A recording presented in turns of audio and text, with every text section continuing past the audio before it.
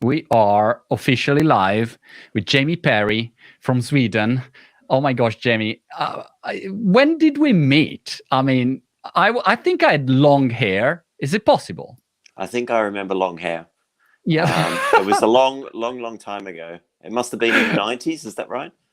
In the 90s. Gosh, probably because, I mean, I was probably 20 years old, 19 years old. So I think, yeah, it's around 30 years. Yeah, 30 years ago we met. Gosh, it was such a long time. Time flies, doesn't it? But you still the same. I was going to say the same thing. You look about the same. But how can I look about the same if I had long hair and beard, and also I was playing with this bandana on my head, No, your face, you look fit, I think. Yeah, but I did a lot of exercise this morning.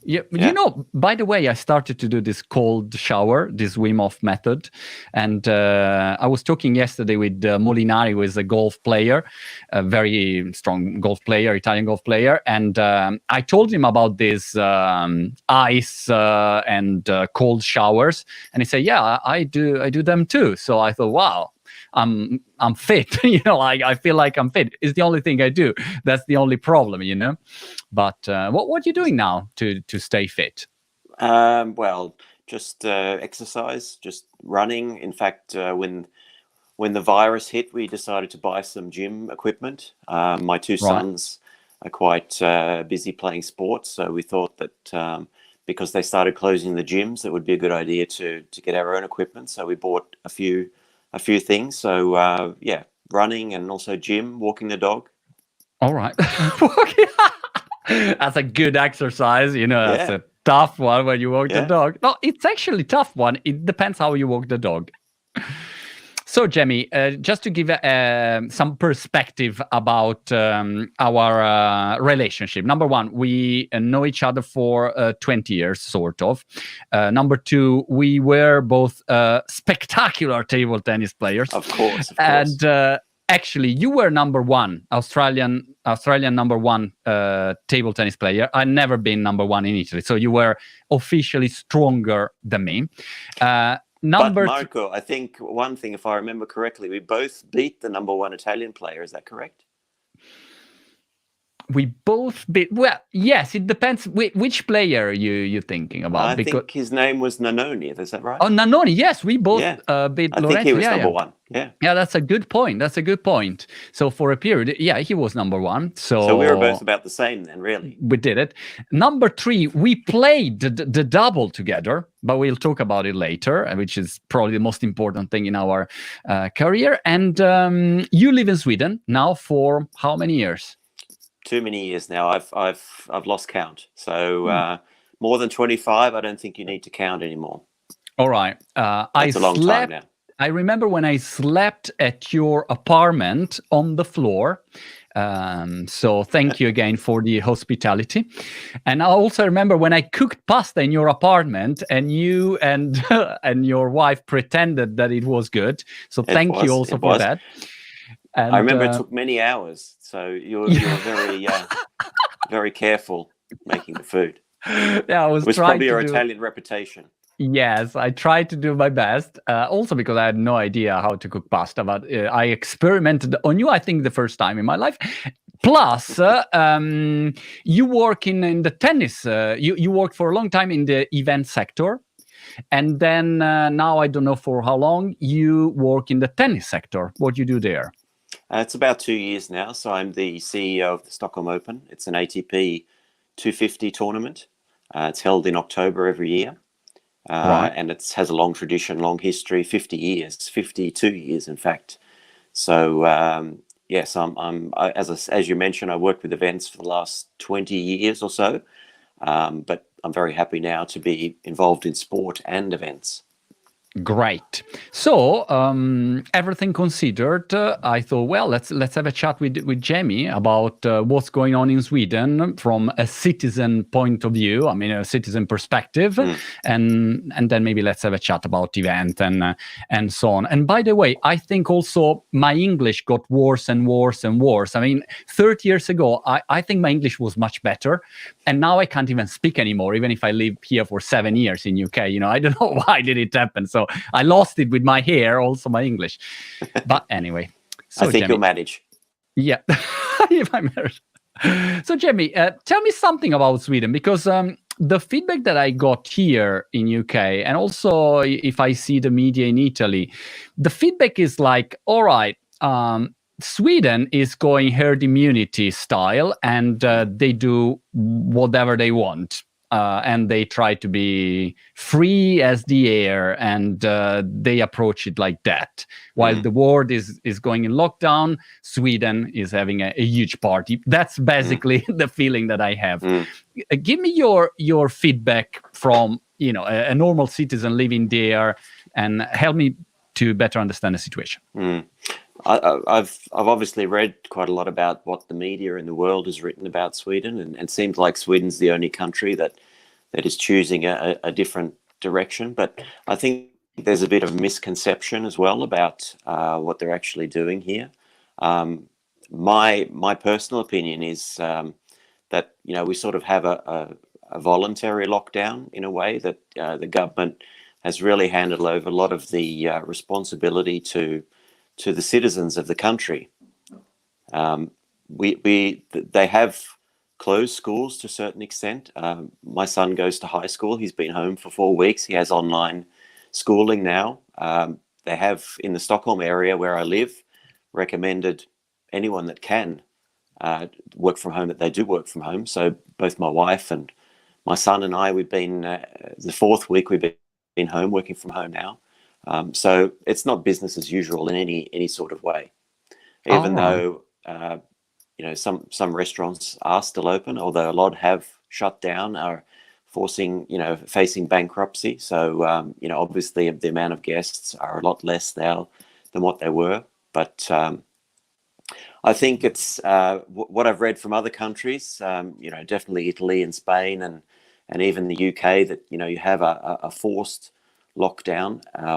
We don't really have that in the same way, although this Easter the government has gone out with recommendations saying that we're not to travel outside the area where we live. So I think I read something like about 90% of people have followed those guidelines, looking at the amount of traffic as compared to usual. That's probably the important point that I notice. If you have some suggestion in Sweden, or if you have some kind of indication from the government or from a body that is important in the health sector, then usually Swedish citizens comply with that. They will do it.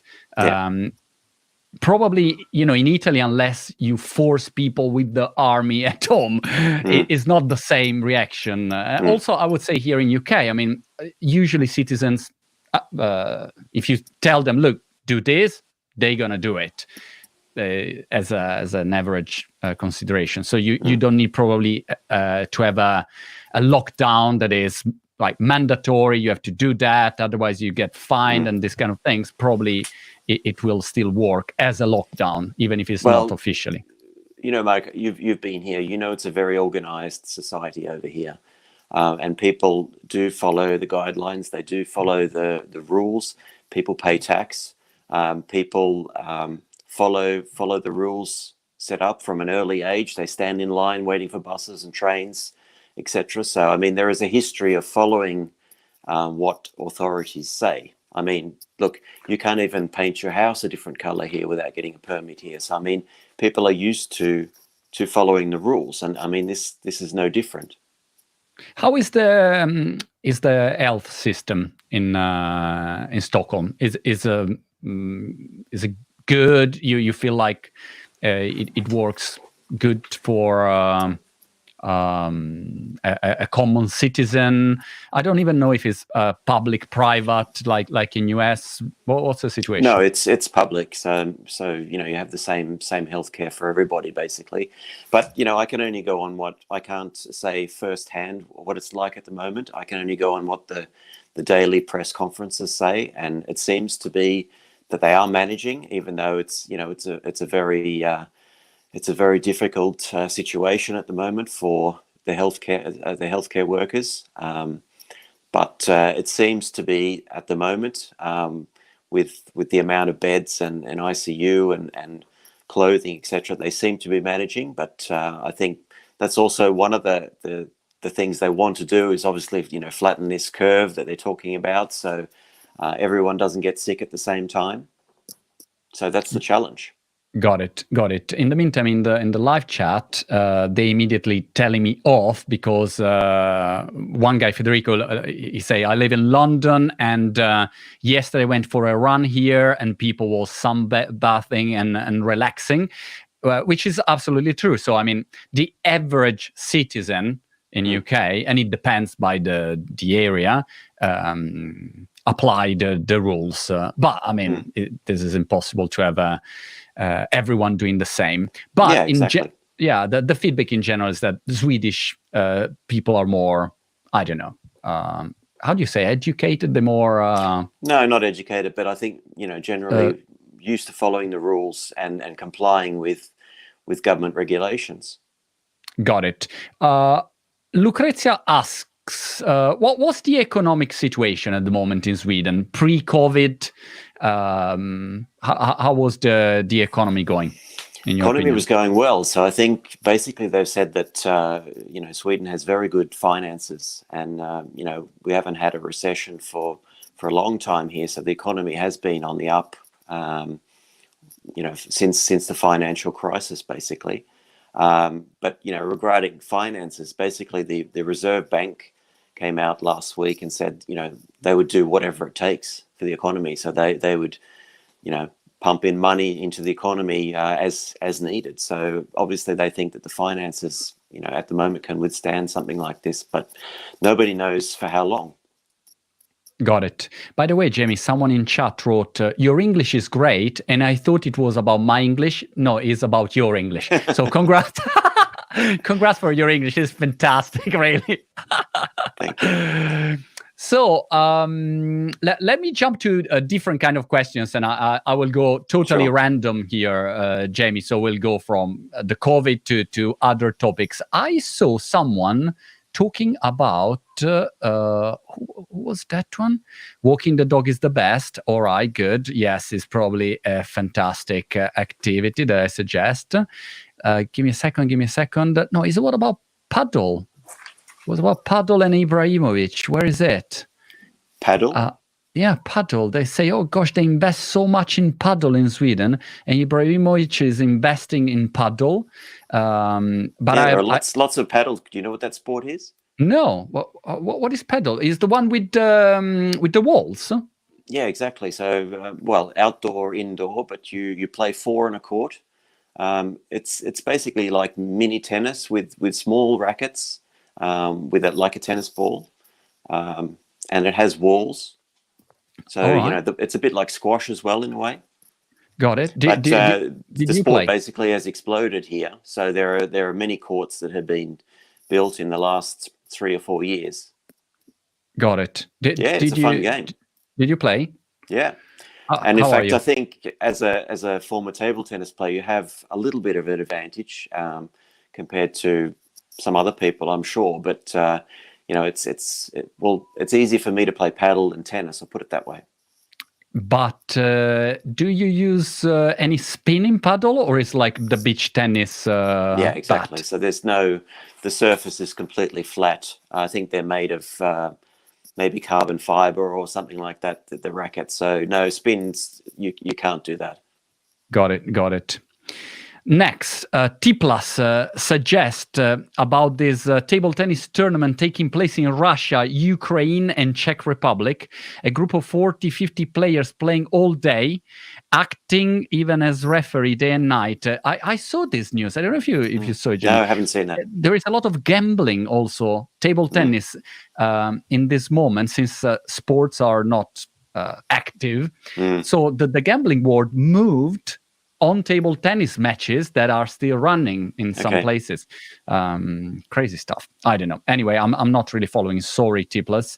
I'm not really following. So your two sons, what sport they do? They play a sport called floorball. Floorball. I thought it Yes. was paddle, so it's floorball. What is floorball? No, floorball. So basically it's like ice hockey inside, but without the ice. So it's played on a normal floor, but basically the same size as an ice hockey rink with the barriers around. The goal's approximately the same size as ice hockey.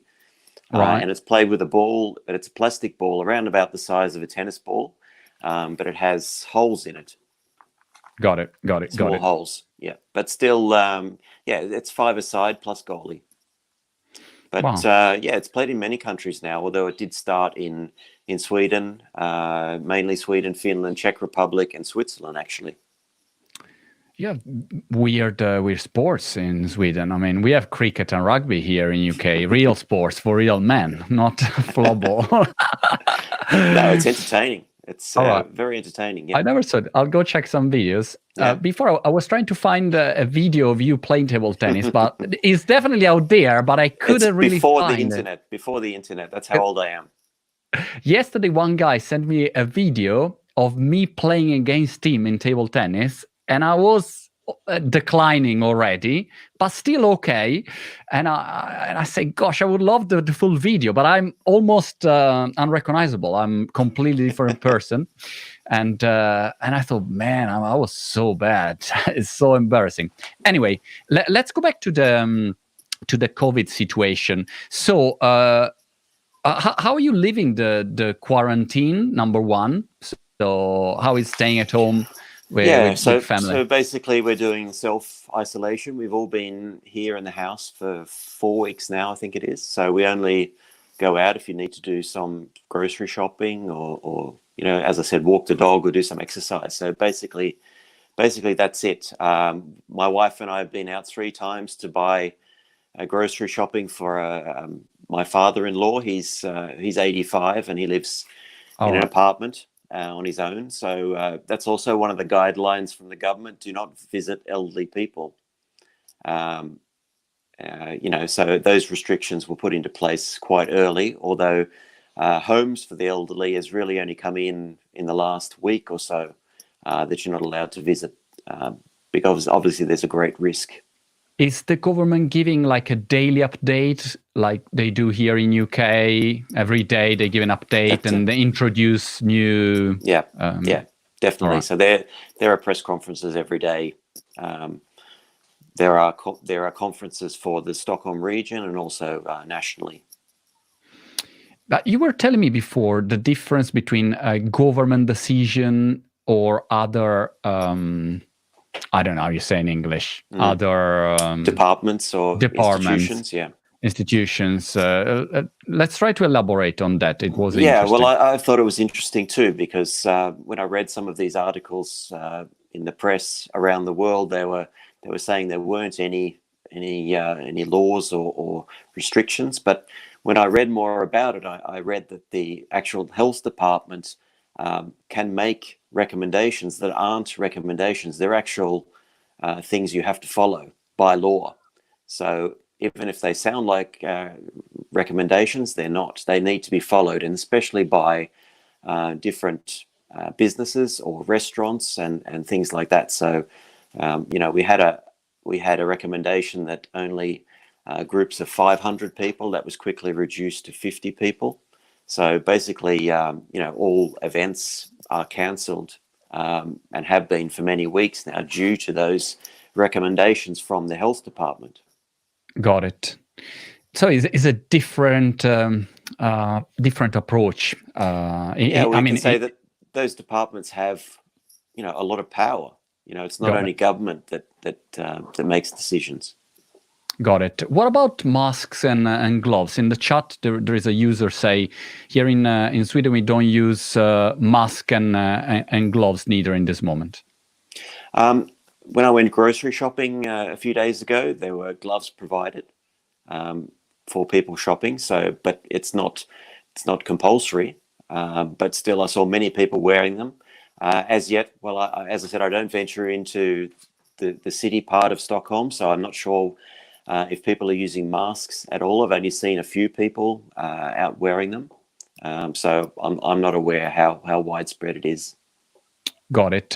How about the online shopping? How does the online shopping works in Sweden? Is it pretty good, pretty advanced, pretty efficient in this moment? As usual, business as usual, I would say. We have ordered some things online, and delivery was like normal. So I haven't noticed any change when it comes to online shopping at all. Okay. Any panic buying that you saw in Sweden? Here in UK was, toilet paper. Yeah, same here. But I think it's sort of flattened out now. Certainly 3 or 4 weeks ago, when the first restrictions were announced, certain items disappeared from the shelves. Toilet paper is one of them. Past other dry items disappeared fairly quickly. But of late, the shelves have been well filled. From what I've seen, so not a problem at all now. Got it. Let's go to the events world, Jamie. What's your feedback? I mean, how we'll be back to normal events? Do you think, number one, we'll go back to events as usual as before, or when we start to reopen for big events, it will be a different situation, different organization, controls, sanitization? How do you think it will happen? Yeah, well, nobody knows, do they? I mean, it's just speculation. But I've thought about it, obviously, because I work with events. And I think, in the short term, I think we will see some changes. I think I read about the Australian Open tennis, even though it's 8 or 9 months away, they're talking about some sort of quarantine, perhaps, for players coming, from traveling. You may see that. You may see tournaments or competitions held more or less, without spectators, that perhaps the players will have some sort of health certificate that they're able to compete or something like that. We may see some sort of virtual crowds, that the TV viewers will still be able to follow these events, but in a different way to begin with, until hopefully things settle down. But perhaps in the longer term, we may see some changes when it comes to travel and how easy it is to move between countries. When do you expect that this situation will start to go back to a sort of new normal? Do you have any prediction on when will happen? Is it something that you expect to happen this year? Is it something that you expect next year? I can only hope. I hope it's this year. Obviously I read a lot of opinions, what could possibly happen. As far as tennis goes, 13th of July is the next date that has been set. I think we'll be seeing a decision after the 13th of July, probably in the next month or so, right. Hopefully. Right.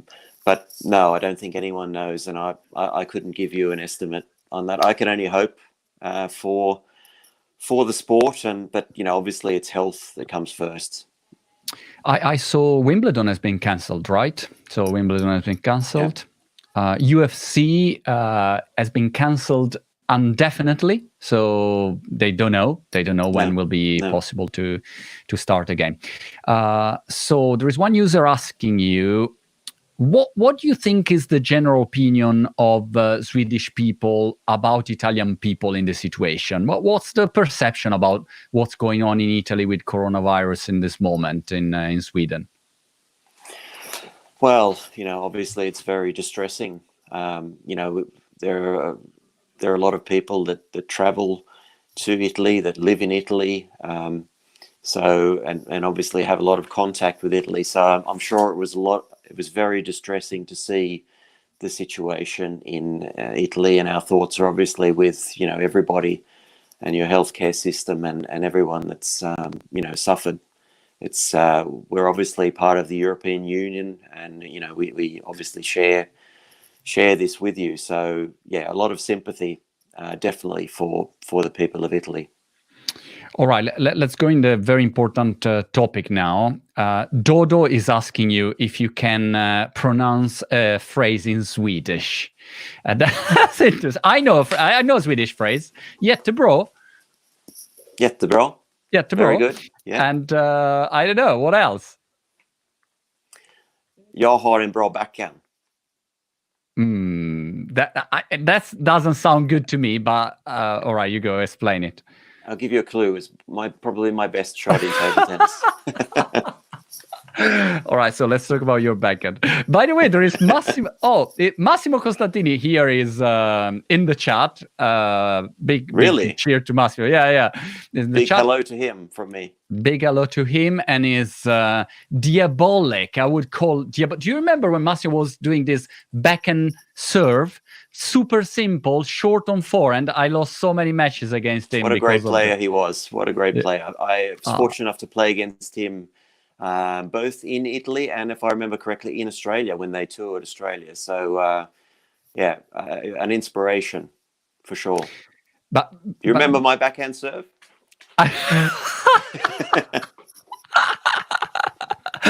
So for people who never saw Jamie playing, his forehand was spectacular and very dangerous. Backhand was a little bit less dangerous, let's say.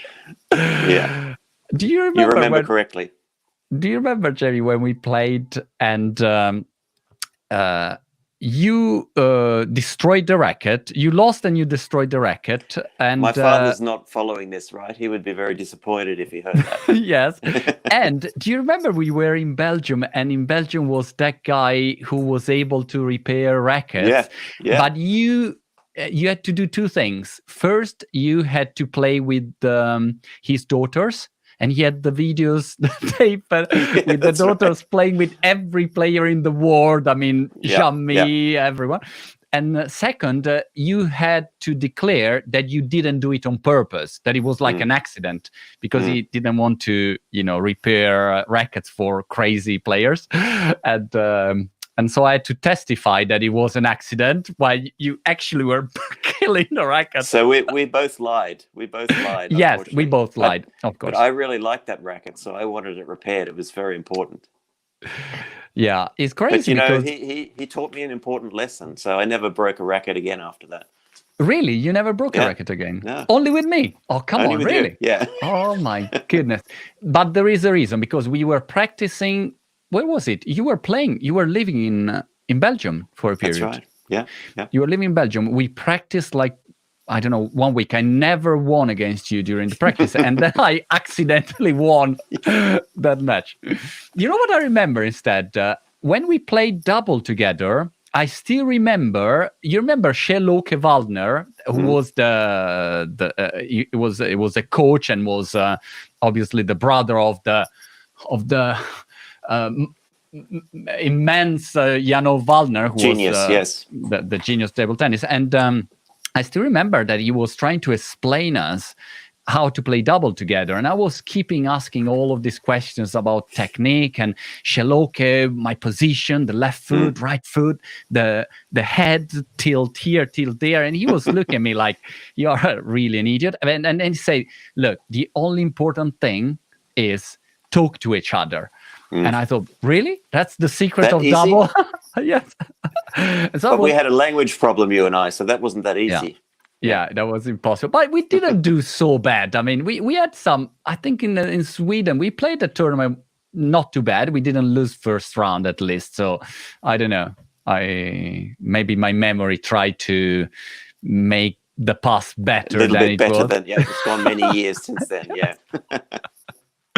Right, let's go back to some questions here. A question for Jamie. Borg or McEnroe? Ooh. I love when I'm in chat, and when I'm talking with someone, the questions that arrive are any kind of question possible, So Borg I have or to McEnroe? say Borg if I say it in Swedish, otherwise I'll get in trouble living here. So definitely Bjorn Borg. Got it. So Lucrezia asks, what's your favorite tennis player? By the way, do you have any story behind the scene in your tennis open tournament, managing career with players or something that happened? I've only been in it a short time, so 2 years is perhaps a little bit too short to have those sorts of stories. But getting back to your first question, I think Stefan Edberg, probably an idol of mine, living in Australia, watching Australia against Sweden, Davis Cup, many matches. He was serve and volley, very elegant. Certainly he was one of, and obviously I had an interest in going to Sweden with table tennis and those Swedish players. So he was certainly an idol of mine. I actually got to meet him. I have met him several times. Really? So, yeah. How is he? A good guy. It looks like a very good nice guy. Yeah. Exactly what he's like on court. Very quiet and managed. Yeah.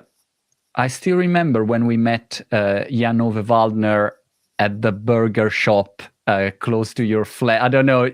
He was renting you the flat, right? That's right. Yeah, he had two flats in the same building. And we went out the flat, and then suddenly it was like a little outside shop, very, I don't know, poor burger place. I don't know how you say in English, like on a van. It was like a burger on a van, and he was eating the burger there. I almost fainted. I mean, to me, it was like meeting Angelina Jolie in her prime. I don't know. It was like I couldn't believe. And you said, it's there, Yeah. It's like normal. But very funny. Those days when I was living there, I couldn't even say that I was the best table tennis player on the street. I still remember when we went to practice once in Angby. Does Angby still exist? Yeah, still there. Yeah. So Angby was, for people who are not familiar with table tennis, was this club where Waldner was practicing, Michiel Appelgreen was practicing. That's right. I don't think Persson was practicing there. No, he was playing on the west coast. So Appelgren and Waldner on players. And I still remember I was there, and suddenly they started to practice on the table close to us, and I stopped because I felt embarrassed to practice close to them, So I just stopped to have a look at their practice. Yeah, they were legendary. Some of the training sessions I saw were unbelievable. I mean, obviously some of the shots you see on YouTube, and they're incredible, but some of the things they did in training were even more incredible. The funny thing is that when they were playing tournaments in Sweden, I mean, no one even noticed anymore because they saw those players play all the time. So it was normal. So it was crazy. So a user in chat asked, the question is, ask Jamie, what does he think about your table tennis technique?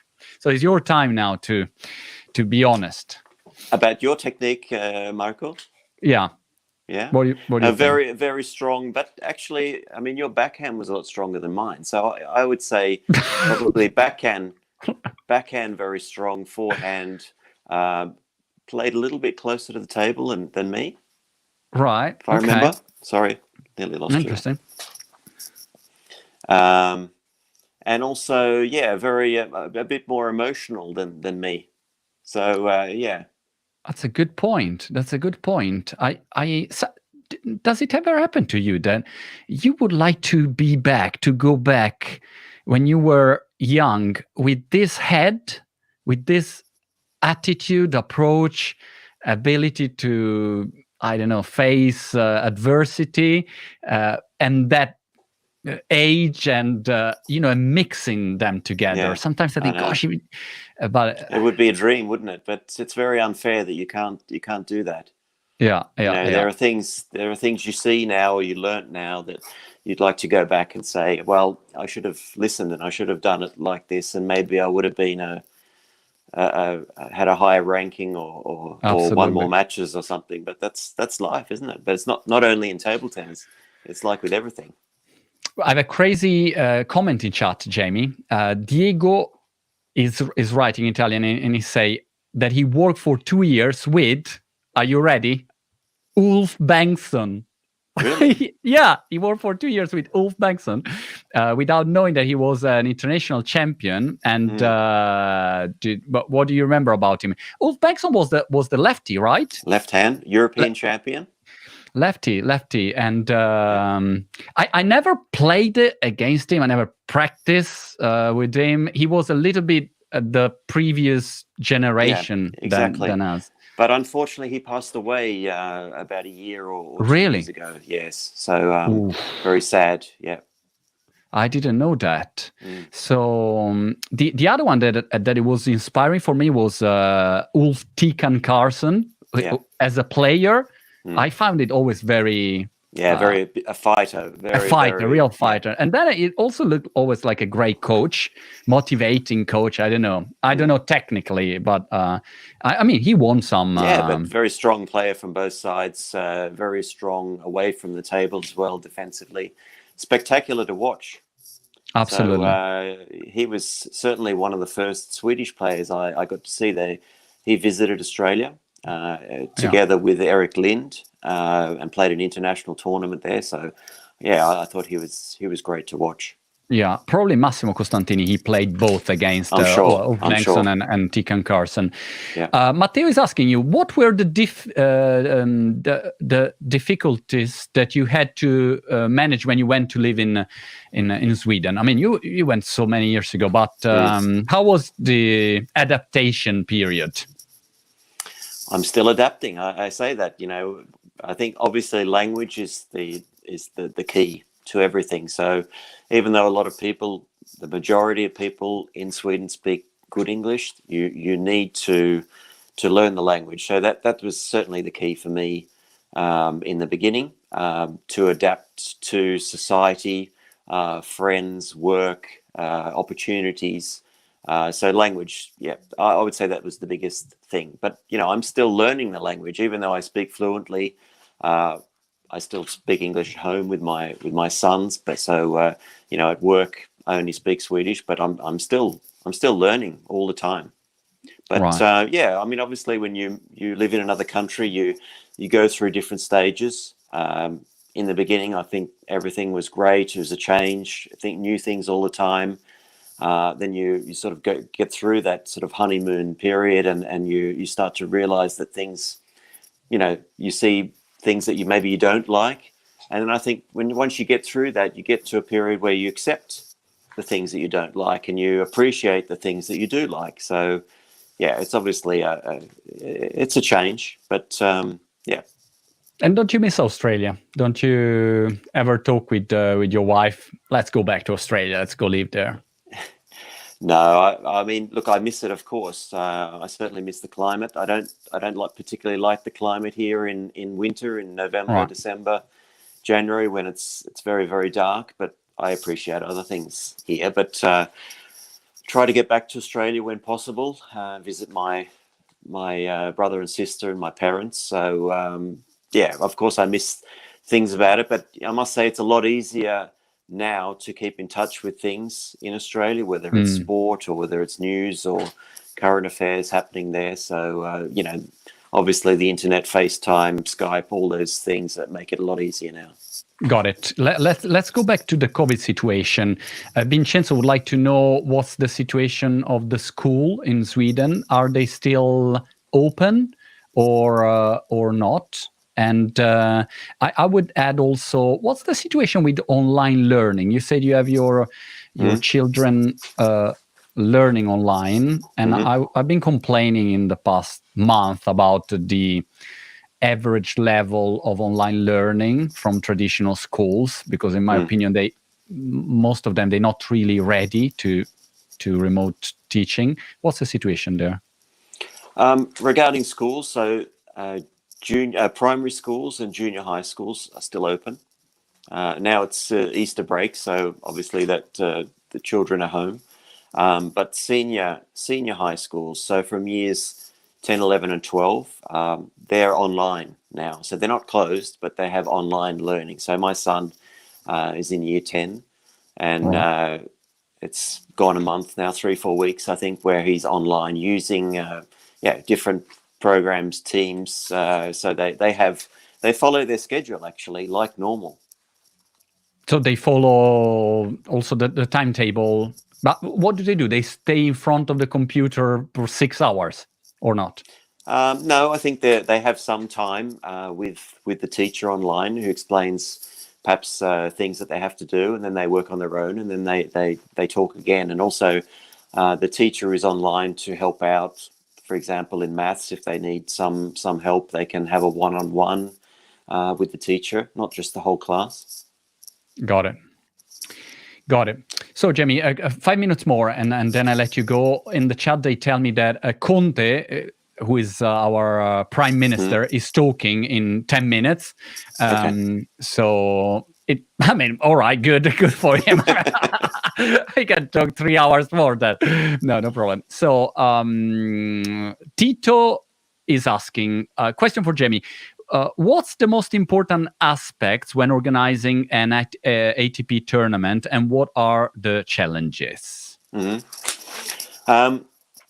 Well, organizing a tournament, obviously, it's important to have good players. So, the starting lineup is very important, that you have, good players in the top 10 or top 20. So obviously you want to sell tickets, and you want to have sponsors, and you want, media writing about the event. So that's very important. But also, once you have the event, you want it to be a good experience for your spectators. So, events have changed a lot in the last 20 years.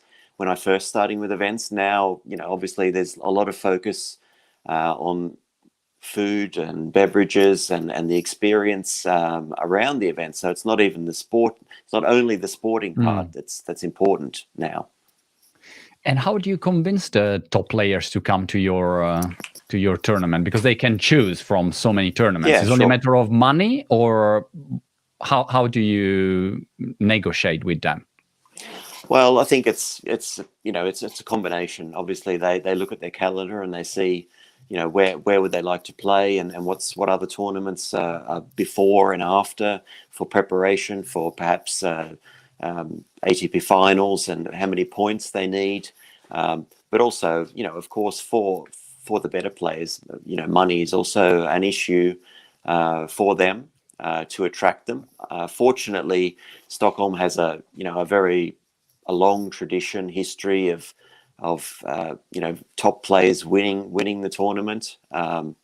So, our hope is, obviously, other than looking after the players once they're in Stockholm and playing in a very unique sort of arena, which the Royal Tennis Hall is, to be able to attract them to Stockholm, which is a fantastic city, especially in autumn, in October. By the way, Jamie, how do you explain that both in tennis and table tennis, Sweden, who had some spectacular players, table tennis, Jorgen Persson, Waldner, Appelgren, blah, blah, blah, Peter Carson, and tennis, Mats Wilander, Edberg, I don't know, Borg, I forgot about Bjorn. How do you explain that now they are not there anymore? I mean, in table tennis, who is this guy? Tours, the guy who... Matthias Flink. He was good, but he's horrible to watch. Horrible to watch with his pimple. On foreign. I can't watch him, but he's really, obviously, is a good player. But all right. And the other guy, the young one, Tours. I don't remember. Yeah. There is a young one who also very Morigord, I think his name is Morigord, yeah. Morigord, very weird grip and weird technique, but I haven't seen him play much. But is not Waldner. I mean, he's not someone that you say, "Gosh, he's really like from another Everything planet." was better in the old days, right? I don't know, but no. Facts are that they are not. They are not leading the world in tennis and table tennis. So how do you explain that? Well, I think it's like with any sport, that you have different periods when you're very dominant, and then obviously there are other periods when you're not. We see that in other sports. I mean, if you look at even tennis in the US at the moment, in the men's at least, they're obviously, that's not the Sampras, Agassi, these players either. So it takes time to see these types of play, and I'm sure we will, and I'm sure we'll see it again in Sweden as well. But obviously there is, more competition these days for different sports. Tennis perhaps isn't one of the most popular sports now as compared to maybe what it was in the 70s, 80s, 90s. So, and obviously if you're not being shown on TV or in the public eye, then perhaps less children decide to play one sport. They choose maybe ice hockey, or they choose football or something else. I mean, obviously that is a factor as well. Got it. By the way, Jamie, I was thinking, what a weird moment we're living. As a friend of mine told me the other day, we are part of the history now. I don't know if it's a good thing or a bad thing, but with this COVID, we are in the historical moment. Is an historical moment. Are you chatting with your children about it? Like, how do they approach it as a parent? What's your way to frame this period for them? Yeah, I think it's important to talk about it. I don't think it's, especially if they want to talk about it, I don't think you need to be talking about it all the time. You don't need to bring it up all the time. But certainly if you sit down and they approach the subject, I think you need to talk about it and what their thoughts are. But I agree with you that this is, the historical moment, even though it's a very sad one at the moment. But I've actually said to them, I think, have you all ever thought about writing some sort of diary? Because, maybe in the future, you may look back, and maybe even if you have children, you'll look back and see, what did we do? How did we live? All these sorts of things. That it might be a good idea to perhaps write some notes about this period. Got it. So, Jamie, thank you for chatting. Last news that I have to give you is this one. Listen to this. I did, for my new book, I have created a video game where you could play table tennis against me in the video game. All right? So that was the idea. But not only, there was a ranking, and the marketing idea was if you play and you are the number one in the ranking in the video game, you will play against me in the real life. Real life, yeah. Yeah. So that was the idea. And I felt kind of confident, because I thought, well, no table tennis player will ever play the video game. So the problem is that the number one in the ranking now, he's a player. And he's a legit player. And I saw him also in a video in a tournament, and I thought, there's no way that I can beat him now. I mean, he will destroy me. So it will be really humiliating. And time to start training.